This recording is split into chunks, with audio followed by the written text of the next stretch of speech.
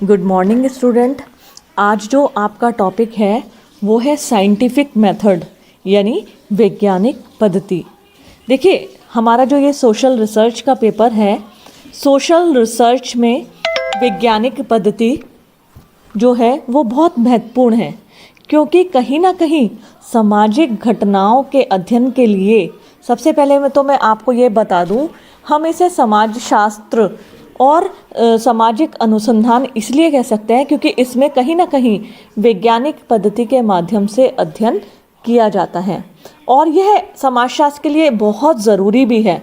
ज़रूरी किस लिए है, सबसे पहले वो आप सुनिए। देखिए, समाजशास्त्र में जो अध्ययन किए जाते हैं, चाहे मनुष्य का, घटनाओं का, उनका संबंध हम मनुष्य से ही है। सामाजिक घटनाएं, समस्याएं कहीं ना कहीं प्रत्यक्ष व अप्रत्यक्ष रूप से हम सभी लोग उन घटनाओं से, समस्याओं से संबंधित होते हैं। ऐसे में क्या होता है, जब मनुष्य घटनाओं, समस्याओं से संबंधित होता है या समस्याओं और घटनाओं से संबंधित होता है, तो उसमें कहीं ना कहीं पक्षपात कहते हैं ना उसको, पर्सनल इंटरेस्ट आने की संभावना रहती है। देखिए, मैं महिला हूँ तो मुझे महिलाओं के लिए कहीं ना कहीं एक सिंपैथी मेरे को हार्ट में रहेगी कि महिलाएं जो होती हैं उनके पास कार्यभार अधिक रहता है, महिलाओं के पास अनेकों समस्याएं हैं, फिर भी वो कार्य करती हैं। और वर्किंग वुमेंस की अगर मैं बात करूं तो मुझे हमेशा लगता है कि वर्किंग वुमेंस जो होती हैं वो वुमेन से भी ज़्यादा काम करती हैं, घर का भी, कॉलेज, अपना ऑफिस का भी। तो कहीं ना कहीं हमें अपना धर्म, अपनी जाति, अपना समुदाय, अपना समाज या अपने समूह के लोग जो होते हैं वो अच्छे लगते हैं। तो उसमें कई बार जब अध्ययन होते हैं, अध्ययन में क्या होता है, कहीं ना कहीं पक्षपात होने की संभावना रहती है। अगर मैं महिला होने के नाते महिलाओं का अध्ययन करूंगी तो कहीं ना कहीं मेरा झुकाव महिलाओं के ऊपर ही रहेगा। तो ऐसे में सामाजिक अनुसंधान के क्षेत्र में जब हमें अध्ययन करने होते हैं तो अध्ययन के लिए वैज्ञानिक पद्धति, जिसे हम कहते हैं साइंटिफिक मेथड, वो बहुत इम्पोर्टेंट होता है। देखिए, सामाजिक घटनाओं की प्रकृति चाहे कितनी भी सरल हो, कितनी भी जटिल हो, वैज्ञानिक पद्धति वह आधार है जिसके द्वारा किसी भी अध्ययन को वैज्ञानिक बनाया जा सकता है। एक हमारे समाजशास्त्री थे स्टुअर्ट चेज, आपने वैज्ञानिक पद्धति के संबंध में लिखा था कि विज्ञान का संबंध वैज्ञानिक पद्धति से है, न कि विशेष अध्ययन से है। ऐसा नहीं है हम समाज में सामाजिक समस्याओं का, घटनाओं का अध्ययन कर रहे हैं तो यह वैज्ञानिक नहीं है। लेकिन हम अगर रसायन शास्त्र में, भौतिक शास्त्र में प्रयोग कर रहे हैं, लैब का इस्तेमाल कर रहे हैं, तो वो ही विज्ञान है। ऐसा कुछ नहीं है। जिस विषय का, घटना का वैज्ञानिक पद्धति से अध्ययन किया जाता है वो सब विज्ञान है। आप कहने लगो कि मैडम समाजशास्त्र, अर्थशास्त्र, राजनीति शास्त्र ये तो सब कला है, जबकि ऐसा नहीं है। जब हम किसी विषय या घटना या समस्या का वैज्ञानिक पद्धति से अध्ययन करते हैं वो सब क्या होती है, वैज्ञानिक होती है। इसलिए स्टुअर्ट चेज ने भी कहा है कि विज्ञान का संबंध वैज्ञानिक पद्धति से है, न कि विशेष अध्ययन विषय से। वास्तव में देखिए, अगर हम इस चीज़ को बहुत गंभीरता से लें तो हम ये जान पाएंगे कि विज्ञान जो है, विज्ञान का संबंध पद्धति से ही है। इसमें किसी तरह के जाति भेद, ऊंच नीच का प्रश्न ही नहीं उठता। विज्ञान का संबंध एक वैज्ञानिक पद्धति द्वारा किए गए अध्ययन से ही होता है। अब कोई चाहे घटना प्राकृतिक हो, सामाजिक हो या कोई भी हो, लेकिन उसका अध्ययन यदि वैज्ञानिक पद्धति के द्वारा उसका व्यवस्थित ढंग से पक्षपात रहित होकर अध्ययन किया जाता है तो ऐसे अध्ययन को हम वैज्ञानिक अध्ययन की संज्ञा देते हैं। और देखिए, जो वैज्ञानिक अध्ययन होते हैं उनकी 5 प्रमुख विशेषताएं होती हैं। एक तो वो हमारे ज्ञान में वृद्धि करता है, वो वैज्ञानिक पद्धति का इस्तेमाल करता है, सामान्य नियमों का प्रतिपादन करता है, नियमों की व्यवहारिकता पर बल दिया जाता है और नियमों की सहायता से अध्ययन क्षेत्र का विस्तार किया जाता है। देखिए, वास्तव में विज्ञान को जानने के बाद हम वैज्ञानिक पद्धति पर बल देते हैं। वास्तव में वह अध्ययन की पद्धति वैज्ञानिक पद्धति है जिसे एक पक्षपात रहित अध्ययनकर्ता किसी विषय के अध्ययन में प्रयुक्त करता है। यह एक ऐसी पद्धति है जो भावना, दर्शन अथवा तत्व ज्ञान, जिसे हम मेटाफिजिक्स कहते हैं, से संबंधित न होकर वस्तुनिष्ठ अवलोकन, परीक्षण, प्रयोग और वर्गीकरण की एक व्यवस्थित कार्य प्रणाली पर आधारित होती है। उसको हम क्या कहते हैं? वैज्ञानिक पद्धति। देखो बच्चों, मैंने अभी आपको कॉम्टे भी पढ़ाया था। कॉम्टे के पॉजिटिविज्म में क्या है? उन्होंने कहा था कि निरीक्षण, परीक्षण, प्रयोग और वर्गीकरण की व्यवस्थित कार्य प्रणाली द्वारा सब कुछ समझना और ज्ञान प्राप्त करना ही प्रत्यक्षवाद है। वास्तव में हम अगर वैज्ञानिक पद्धति की बात करें तो वैज्ञानिक पद्धति है ही वही जो वस्तुनिष्ठ अवलोकन, परीक्षण, प्रयोग और वर्गीकरण की एक व्यवस्थित कार्य प्रणाली पर आधारित होती है। उसे हम वैज्ञानिक पद्धति कहते हैं। देखिए, एक इंसाइक्लोपीडिया ब्रिटानिका है, उसमें वैज्ञानिक पद्धति को परिभाषित करते हुए कहा भी गया है कि वैज्ञानिक पद्धति एक सामूहिक शब्द है जो उन अनेक प्रक्रियाओं को स्पष्ट करता है जिनकी सहायता से विज्ञान का निर्माण होता है। व्यापक अर्थों में वैज्ञानिक पद्धति का तात्पर्य अनुसंधान की किसी ऐसी पद्धति से है जिसके द्वारा निष्पक्ष तथा व्यवस्थित ज्ञान को प्राप्त किया जा सकता है। तो जैसा कि हमें ऊपर मैंने आपको जितना भी बताया उससे स्पष्ट होता है कि वैज्ञानिक पद्धति किसी भी विषय को विज्ञान के रूप में स्थापित करने का सर्वप्रमुख आधार है। कॉल पियर्सन ने वैज्ञानिकी पद्धति को वास्तव में तथ्यों का, जैसे कॉम्टे ने बताया था ना, तथ्यों का वर्गीकरण, विभिन्न तथ्यों के पारस्परिक संबंध में निरीक्षण, कहने का मतलब वही निरीक्षण, परीक्षण, प्रयोग और वर्गीकरण की व्यवस्थित कार्य प्रणाली, यही वैज्ञानिक पद्धति है।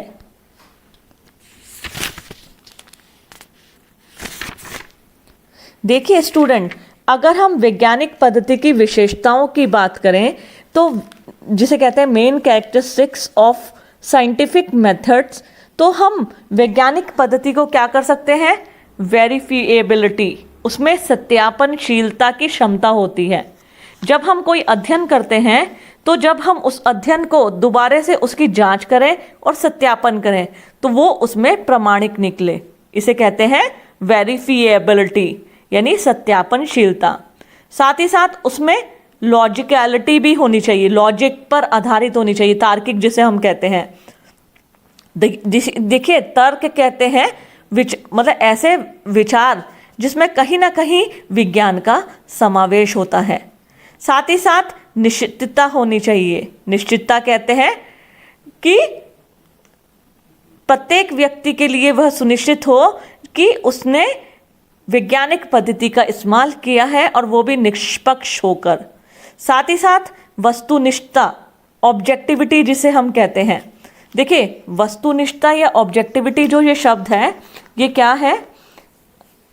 इसको आप ऑब्जेक्टिव क्वेश्चन से मत ले लेना वस्तुनिष्ठता को। वस्तुनिष्ठता या ऑब्जेक्टिविटी कहते हैं हम जो घटना जिस रूप में घटित होती है ठीक उसी रूप में उसका चित्रण कर देना। अगर मैं किसी घटना में, फॉर एग्जाम्पल मैं बाजार जा रही हूँ, मेरे सामने क्या हुआ, एक व्यक्ति की रिक्शा पलट गई, सारा सामान गिर गया, ठीक है। किसी व्यक्ति ने मुझसे पूछा तो मैं बताऊंगी व्यक्ति जा रहा था, ऐसे ऐसे उसकी रिक्शा बैलेंस नहीं बना और वो पलट गई। ये हुआ वस्तुनिष्ठता। लेकिन जब मैं उस घटना के समय वहाँ मौजूद नहीं थी और कोई व्यक्ति पूछने लगे कि कैसा हुआ, तो मैं बताने लगूं, अरे ये ऐसे हुआ, पुलिस वाला आया, उसने उसको खूब मारा, फिर उसको धक्का दिया तो उसकी रिक्शा पलट गई। इसे हम वस्तुनिष्ठता नहीं कहेंगे, इसे हम कहेंगे व्यक्तिनिष्ठता। व्यक्ति जब किसी घटना के अंतर्गत अपने व्यक्तिगत विचारों को सम्मिलित कर देता है तो उसे हम कहते हैं व्यक्तिनिष्ठता। वस्तुनिष्ठता कहते हैं जो घटना जिस रूप में घटित होती है ठीक उसी रूप में उसका चित्रण कर देना। वैज्ञानिक पद्धति में सत्यापनशीलता, तार्किकता, निश्चितता, वस्तुनिष्ठता, कार्य कारण संबंधों की व्याख्या और जिसे कहते हैं ना पूर्वानुमान, सिद्धांतीकरण, ये बहुत आवश्यक होते हैं। तो वैज्ञानिक पद्धति किसे कहते हैं, इसकी प्रमुख विशेषताएं ये सब क्लियर हैं। अब हम बात करेंगे वैज्ञानिक पद्धति के प्रमुख चरणों की।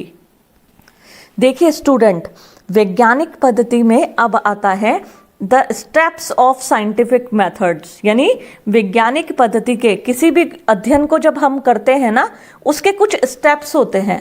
स्टेप मतलब चरण। जैसे आप कहीं जा रहे हैं, फॉर एग्जाम्पल हमारा सिद्धबली मंदिर है, सिद्धबली मंदिर में ऊपर तक पहुंचने के लिए आपको सीढ़ियों का सहारा लेना पड़ता है ना। तो आप सब क्या करते हैं, स्टेप बाय स्टेप सीढ़ी चढ़ते जाते हैं सब लोग मंदिर तक, अपने गंतव्य तक, अपनी डेस्टिनेशन तक पहुंच जाते हैं। अब वैज्ञानिक पद्धति में जब हम कोई भी अध्ययन करते हैं उसके लिए भी कुछ स्टेप बने हैं, कुछ चरण बने हैं, जिनका इस्तेमाल करने से ही हम अपने अध्ययन को वैज्ञानिक कह सकते हैं। तो यहाँ अब मैं तुम्हें आप सबको बताऊंगी वो सब स्टेप यानी चरण।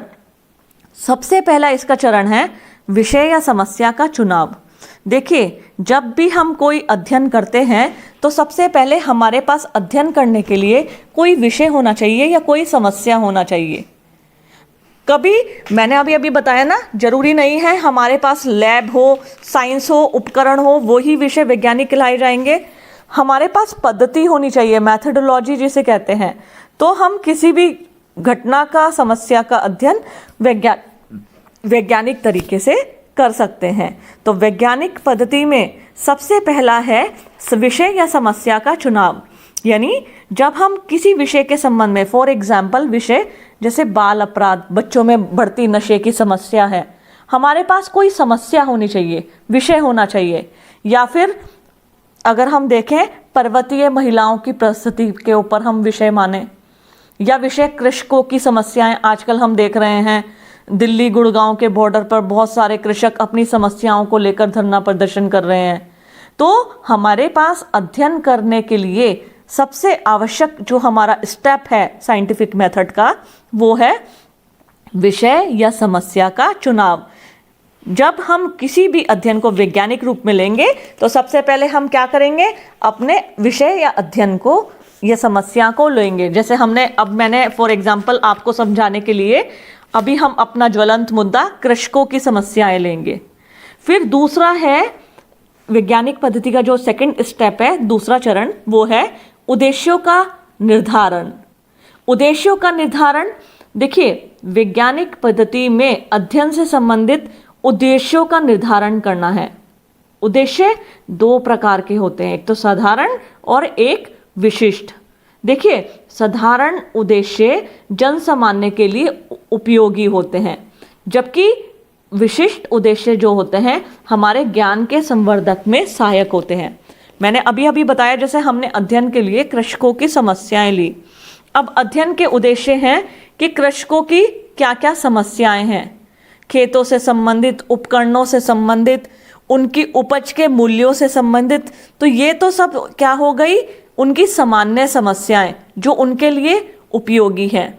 दूसरी विशिष्ट समस्याएं हैं सरकार से मिलने वाला उनको प्रोटेक्शन, या फिर जैसे हम कहते हैं ना सब्सिडी, उनको कितनी मिल रही है या किस किसान को मिल रही है, किसके पास अधिक भूमि है उनको नहीं मिल पाती है। तो उद्देश्य दो प्रकार के होते हैं। सबसे पहले हमें जब कोई भी अध्ययन करते हैं, अध्ययन करने से पहले हमें अध्ययन के उद्देश्यों को निर्धारित करना पड़ता है। नेक्स्ट है इसमें उपकल्पना का निर्माण, फॉर्मुलेशन ऑफ हाइपोथेसिस। देखिए, उपकल्पना, हाइपोथेसिस, हमने कार्य नहीं किया है, लेकिन कार्य करने से पहले अपने दिमाग में या वैसे उसकी रूपरेखा बना लेना, उपकल्पना। ठीक है, मैंने अपने जैसे कोई फॉर एग्जाम्पल उपकल्पना किसे कहते हैं, कार्य को करने से पहले कार्य या समस्या के संबंध में कुछ नियमों, कुछ जानकारियाँ, कुछ उसके संबंध में उपकल्पना का निर्माण करना, जिससे क्या हो, हमारे अध्ययन के समय हमारे सामने कठिनाई ना आए। फॉर एग्जाम्पल अगर मैं बताऊं, देखो जैसे तुम्हें कहीं जाना है, घूमने जाना है, कहीं बर्फ देखने जाना है, तो तुम अपने दिमाग में बना लो सबसे पहले कि मैं बर्फ देखने के लिए, तुम अब राजस्थान तो नहीं जाओगे। क्या बनाओगे हाइपोथेसिस, कहाँ जाना है तुम्हें, किसी ना किसी पर्वतीय क्षेत्र पे, उन क्षेत्र का चयन करोगे। जाने से पहले फिर तुम ठंडे कपड़े रखना कि वहाँ क्या तुम्हें क्या समस्या आ सकती है, कि उस समस्या के समाधान तुम्हारे पास होना चाहिए। तो तुम अपने गर्म कपड़े, खाने का सामान, कि अगर बाई चांस रास्ता ब्लॉक हो गया तो तुम्हारे पास प्रचुर मात्रा में खाने का सामान हो, रुपया पैसा हो, क्योंकि पहाड़ों पे तुम्हें एटीएम कार्ड, पेटीएम तो नहीं मिलेगा क्योंकि सिग्नल भी नहीं आएंगे। तो कहने का मतलब, किसी कार्य को करने से पहले कार्य की एक तरह से रूपरेखा तैयार कर लेना, ड्राफ्टिंग बनाना, वो उपकल्पना में आती है। अभी देखो, उपकल्पना को एक परिभाषा के द्वारा बताऊंगी। उपकल्पना एक कामचलाऊ सामान्यीकरण है जिसकी सत्यता की जांच अभी बाकी है। अभी तुमने वो कार्य किया नहीं है, लेकिन हाँ, कार्य करने से पहले तुमने उसकी रूपरेखा तैयार की है। जब कार्य करोगे तब उसकी सत्यता की जांच होगी, है ना। तो उपकल्पना एक तरह से कार्य को करने से पहले कार्य की रूपरेखा तैयार करना। इससे क्या होता है, हमें कई बार हम उपकल्पना बना लेते तो हमें राइट डायरेक्शन मिल जाता है। मैंने अभी बताया ना, आपने पहले से ही सोच लिया तो आपको एक निश्चित दिशा मिल गई।